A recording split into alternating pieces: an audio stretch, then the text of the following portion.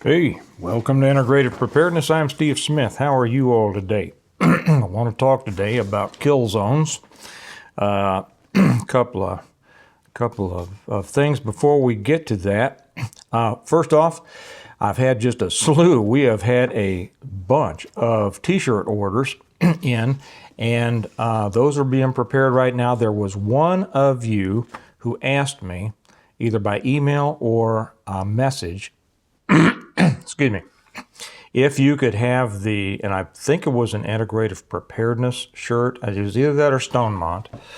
I've got your order, but I can't find your email. And you had asked if you could have it on the back instead of the front. If that was you, would you please email me or message me if you're on Patreon? If you're on Patreon, you can message me.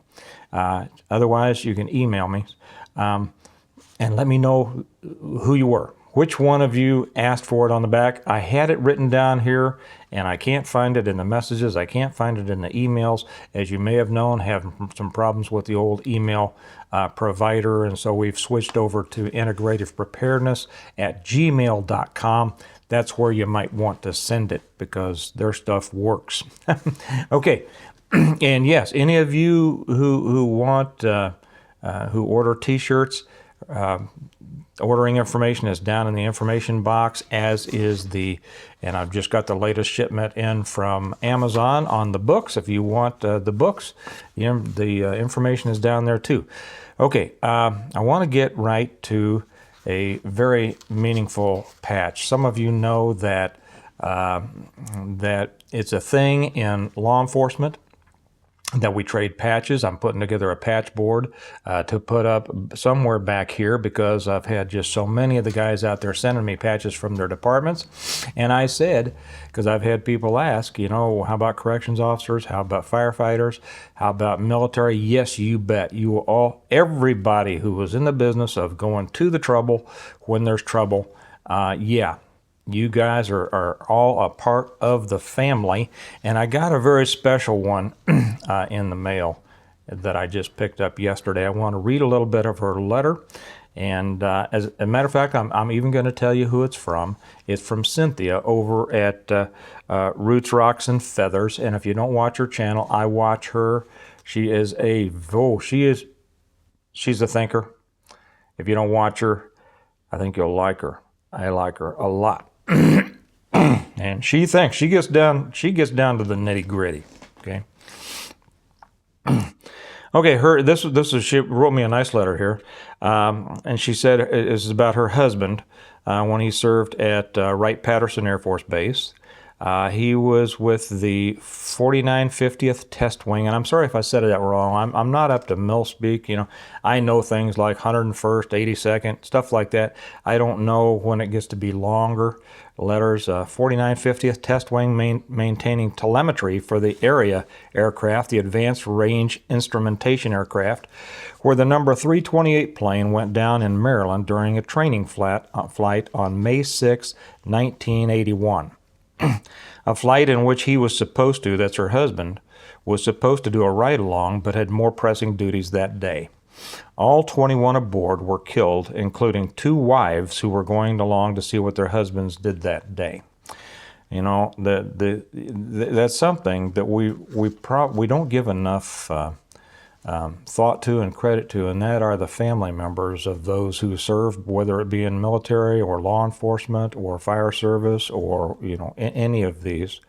It is tough. All these jobs are tough on family members. Now, usually not so tough as dying in an aircraft crash, but that just came to my mind when this came. The things that the families undergo, that are less dramatic than this, are ongoing. There are sacrifices made, and many things in having to do with those jobs tear families up, tear families apart. And when we pray for those who serve and whatever it may be, we should also pray for their families, because their families, there is a toll they take. Spouses, children, everything. So she continues.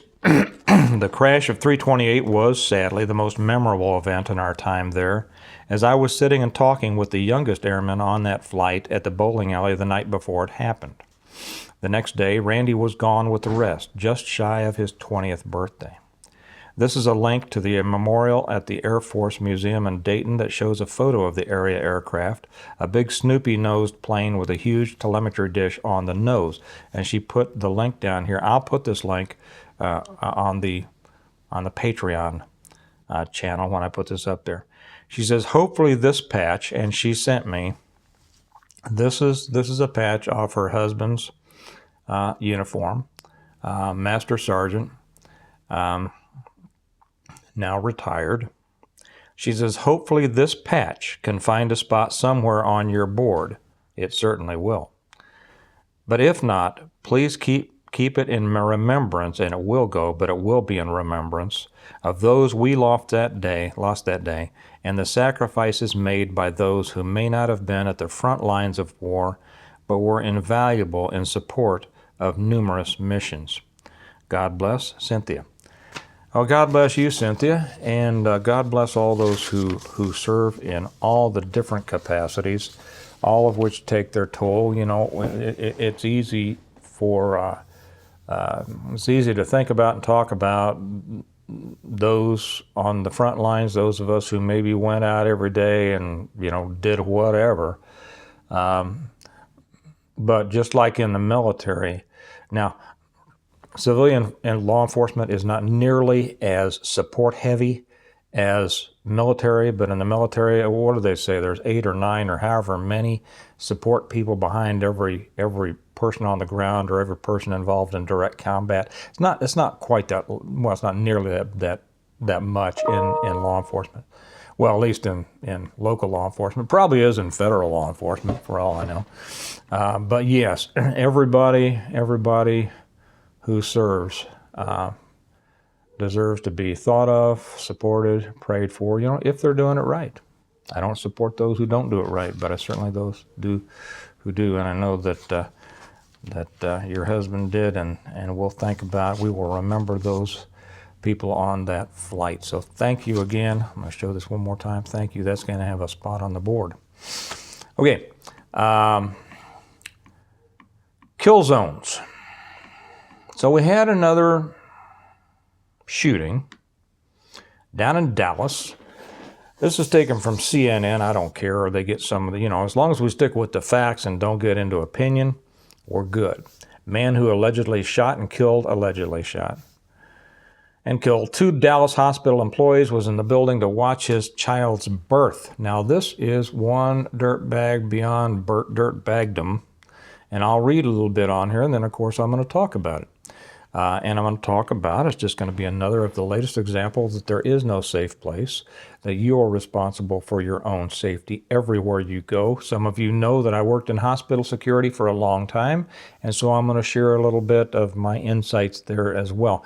It was just, what was it? It hasn't been that long ago, but there was another incident of a maniac going crazy in a maternity unit who was up there while his whatever was having a baby, and he was caught trying to kill a couple of babies, trying to choke one to death. Okay, I won't ask what's with these people right now. I'm going to answer that in a little bit, in a few minutes after I read through this.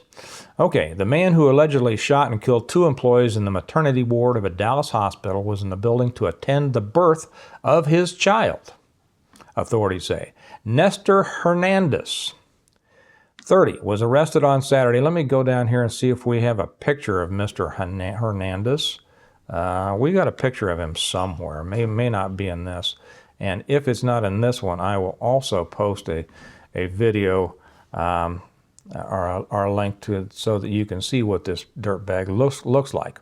So he was arrested Saturday and is facing capital murder charges after authorities say he shot and killed 2 employees at the Methodist Dallas, blah, blah, blah. The police responded to the hospital about 11 a.m. after receiving reports of an active shooting. The Methodist Health System said in a statement, I also used to teach active shooter in the hospital system. I'll tell you a little bit about that in a minute. A Methodist health system police officer confronted and shot the suspect. At least they had armed security. Didn't help the people who were shot. The hospital system said Hernandez was detained, stabilized, and taken to another hospital for treatment. Hernandez was on parole for aggravated robbery and was wearing an active ankle monitor, Dallas police said. He was given permission to be at the hospital while his significant other gave birth, according to the Texas Department of Criminal Justice. Now, I don't know whether this happened or not, but security should have been advised that he was there, what the circumstances were, and there should have been security posted on him the entire time he was there, if he was allowed to be in there. Okay, there could be different opinions on that. Okay, but aggravated robbery, that means with a weapon. Okay. The shooting took place in the mother-baby unit of the hospital, the health system said. The Methodist health system family is heartbroken. Now, here's the BS that comes out from the hospital systems. We're heartbroken at the loss of 2 of our beloved team members. Well, yes. Our entire organization is grieving this unimaginable tragedy. Okay, well, this unimaginable tragedy occurred because of your policies. So you can be just as heartbroken as you'd like to be. And I'm sure that if it's anything like the health system that I worked for, the CEO will get up and give an earnest and heartfelt and little puppy dog eyes video about this, send it out to everybody about how heartbroken everybody is and how the entire organization is grieving this unimaginable tragedy. Well, you see, there were people probably in your own security department who could imagine this and probably told you what needed to be done. And you, because you respond to your marketing and your lawyer and your legal department, probably just didn't go along with what security told you. Okay, so the suspect had been acting strangely, the warrant states. Hernandez had been acting strangely prior to the shooting and accusing his girlfriend of infidelity, according to an arrest warrant obtained by CNN affiliate, blah, blah, blah. After accusing his girlfriend of cheating, Hernandez began searching the closet and bathroom for somebody else who may have been in the room, the warrant states. The suspect produced a weapon from his pants and struck his girlfriend several times in the head, according to the warrant. Okay, Hernandez then sat on a couch and allegedly told his girlfriend that we are both going to die today, and whoever comes in this room is going to die with us. Moments later, a hospital employee entered the room to provide services to the suspect's girlfriend, and the suspect stood up and fatally shot the employee. Garcia identified the employee as Pacua. Probably from someplace in the article I didn't read. Another hospital employee and a Methodist hospital system police officer were in a hallway and heard the gunshot. The staff member looked inside the room and saw the first victim on the floor. After entering the room, the second employee, identified by Garcia as Flowers, who was allegedly shot and killed by Hernandez. The officer then took cover and shot Hernandez in the right leg, according to the warrant. Okay, the patient, and I'm sure that means that he, got behind, but he didn't run, okay? He didn't run.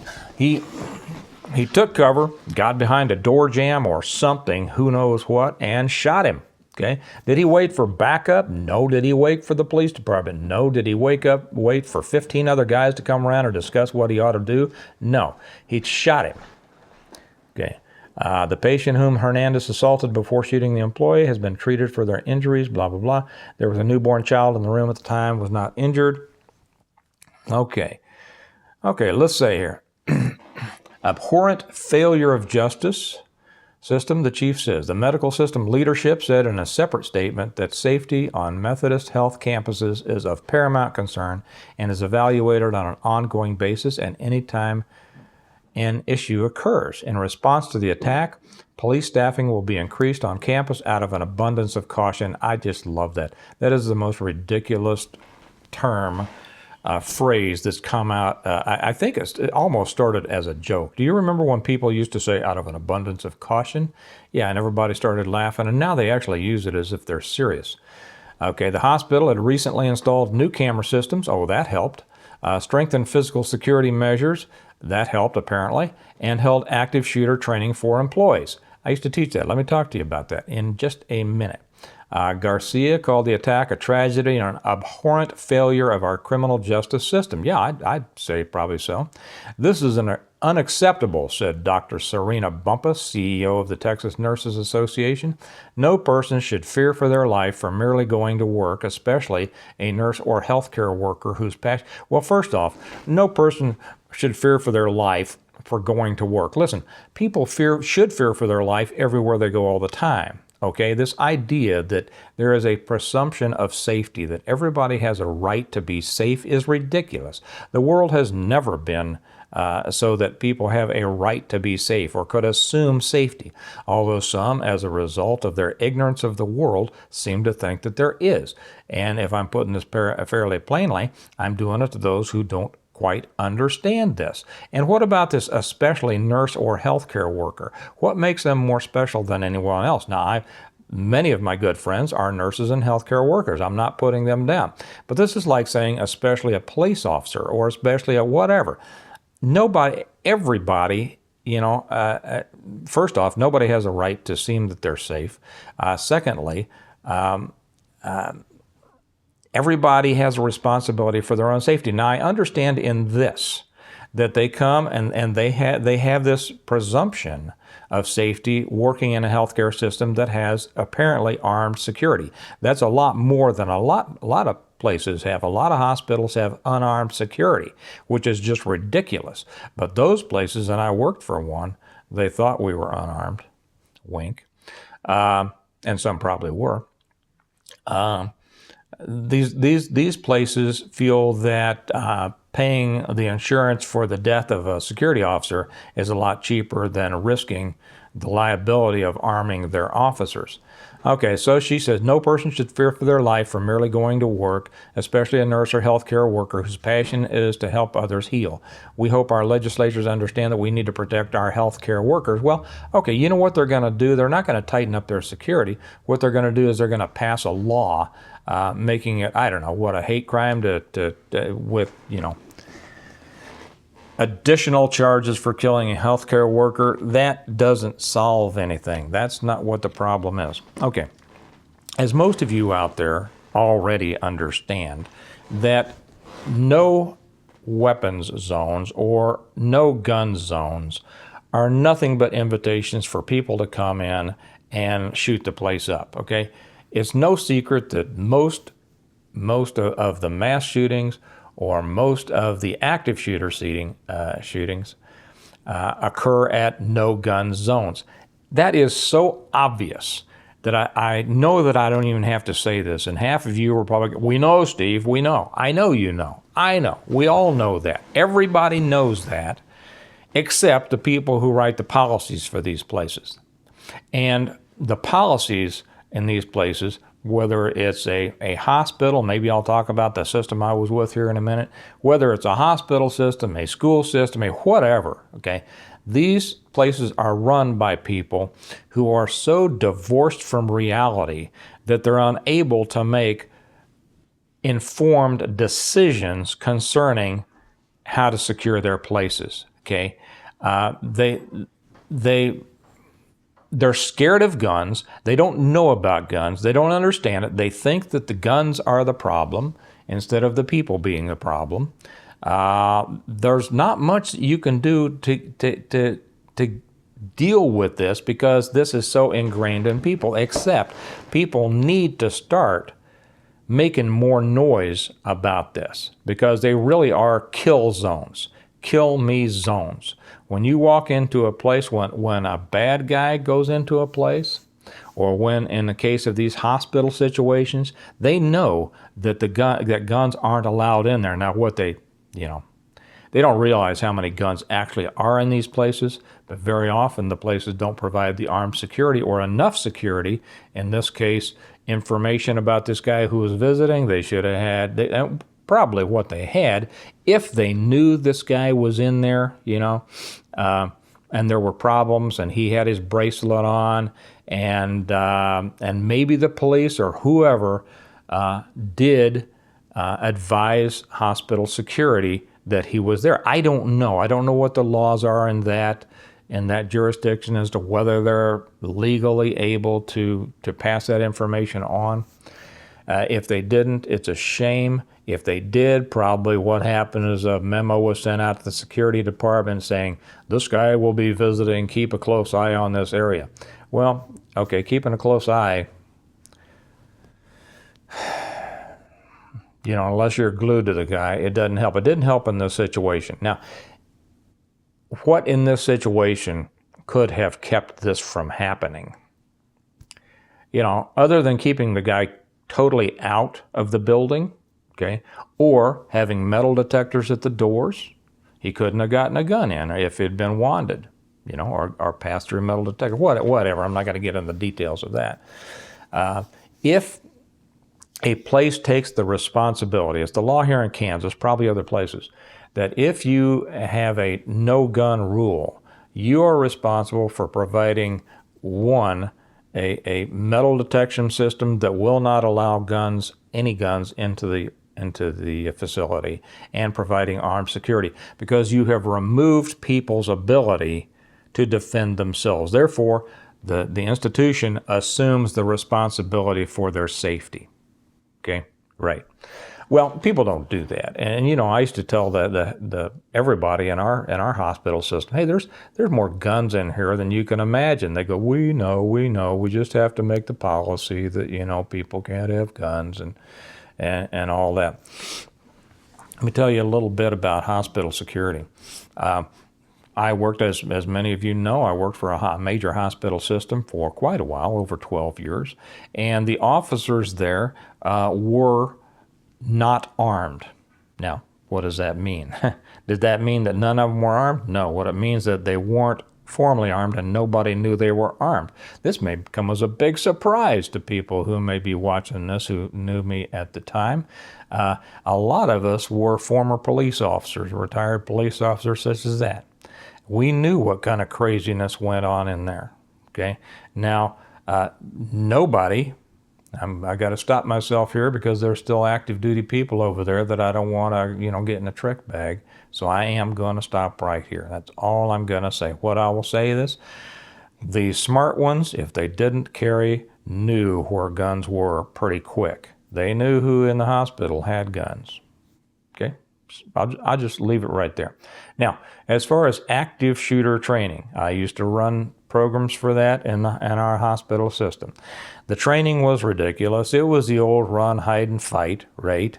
When I would introduce information that was actually helpful in these, I would always have to tell the people, because I knew it might come back on me.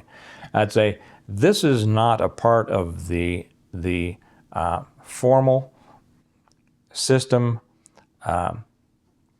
training. Okay, the formal system training covers all this BS: run, hide, fight. Call 911. All that's good. All that's good.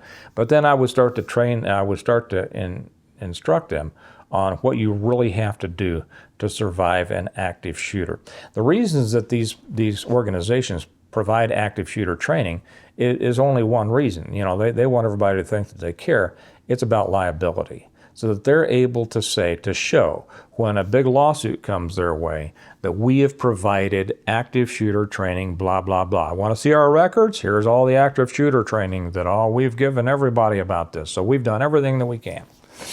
Well, the active shooter training is ridiculous, and the problem is that every time I gave it to somebody and just gave the basics of what the system policy required, the people to whom I gave it, be it nursing staff or whatever, they very often hadn't thought about that, so that was good. But if I stopped there, they felt like they were now prepared to deal with an active shooter situation. They weren't even close. So when I went on and I explained, okay, now here's what I'm not supposed to tell you, but I'm going to tell you how to survive an active shooter situation, it blew their minds.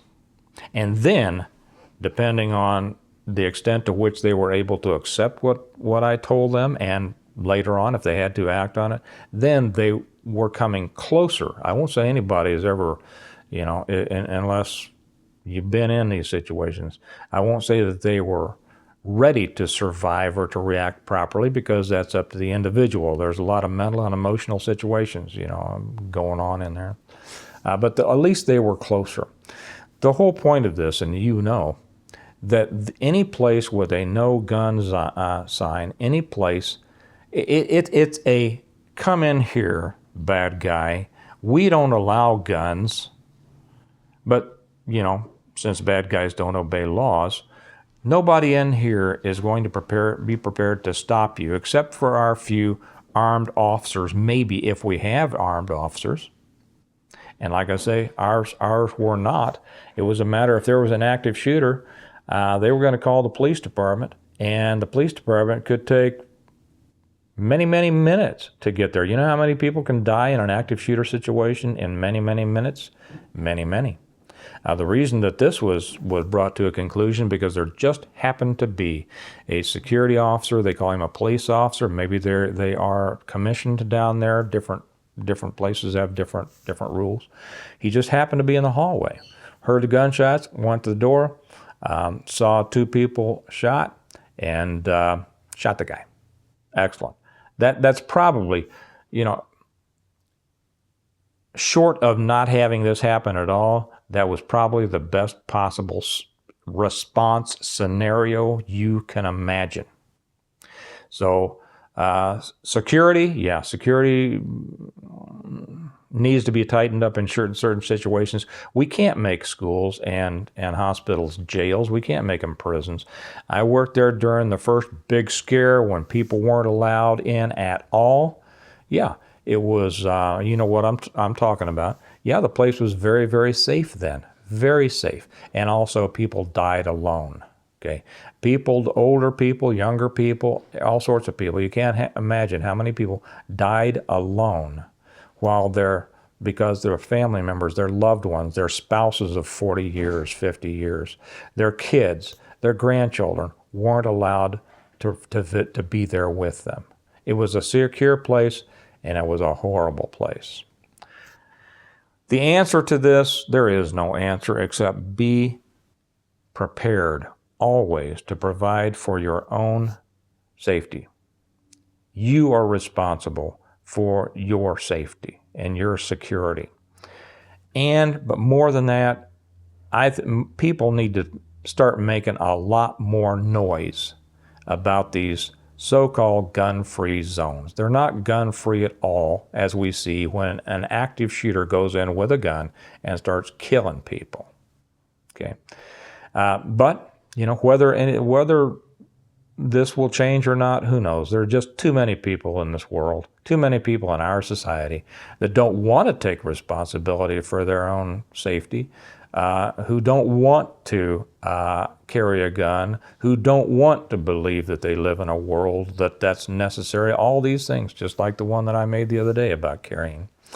And these things will continue to happen. But to the extent to which you think you can have an effect on maybe an organization, a school district, a hospital, whatever, to the extent that you can have an effect on that, I would suggest that you do. Start raising your voice, explaining that these places are not no-gun zones. They are come-kill-me zones, and that's it. Okay, with that, I'll let you go. Remember, way to order the T-shirts is down below.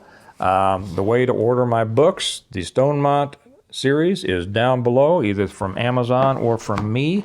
I'm just getting loaded with orders. Great. It's great. I'm spending more time at this desk signing books and sending stuff out, and I like it. It's great to have that relationship with you all. Again, Cynthia, thank you so much for this. And we keep everybody who has served in whatever agency, department, branch, in whatever way, in our thoughts. So, and we'll keep the members of that flight in our thoughts too. You all have a good day. Remember that we prepare well today in order to live well tomorrow, and I will probably talk to you tomorrow. Bye-bye.